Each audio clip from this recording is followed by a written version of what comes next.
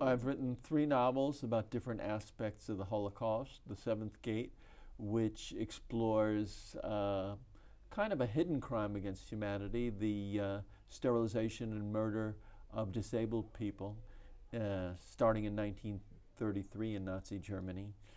250,000 people were murdered in that program. It was called the T4 program, after the Tiergarten, the park in Berlin. Then I have the Warsaw Anagrams, which is set in the Warsaw Ghetto. And it's about, curiously enough, a Dybbuk, an Iber, a specter who remains in this plane after his death because he still has a duty to fulfill. We call that duty in Yiddish and in Hebrew a mitzvah. He still has an important duty that he needs to fulfill.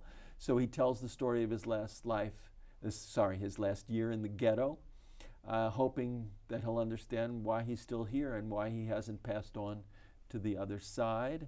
And the latest is The Incandescent Threads, about 2 wonderful, charismatic, beautiful Holocaust survivors, cousins, Benny and Shelley Zarko, and the surprising and deep effect they have on their loved ones. And also I wanted to explore how Holocaust survivors sometimes didn't talk about their experiences, didn't talk about losing their families, and what that silence meant to them and meant to their wives and husbands and children and friends. Mm-hmm. That's about what all your books is about. That it's like a trauma. Why did you start writing about that? I mean, it's natural and understandable since you're writing about families and your own family sometimes. But when you started the idea of the first book, The Kabbalist, was that just natural to you, or was it? Well, I have a very subversive personality. So as I was researching a novel, which was originally going to be about a family of manuscript illuminators, Jewish, living in Lisbon in the 14th or 15th century, I wasn't sure, because that whole tradition of illuminating sacred literature I found beautiful and fascinating and knew nothing about, so I had to do a lot of research.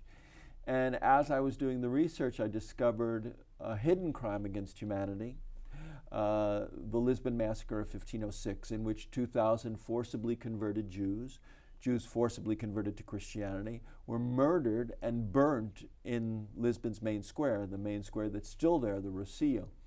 And when I found out about this crime against humanity, I asked all my friends, lawyers, doctors, architects, teachers, plumbers, carpenters, what do you know about the Lisbon Massacre? And they all said, what massacre?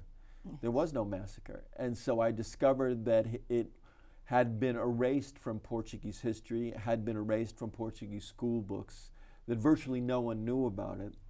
And I have a subversive personality, as I was saying, and so I decided to make that the context for a novel about this family of manuscript illuminators, because I wanted to, in a sense, force the Portuguese to recognize that this horrendous violence had been committed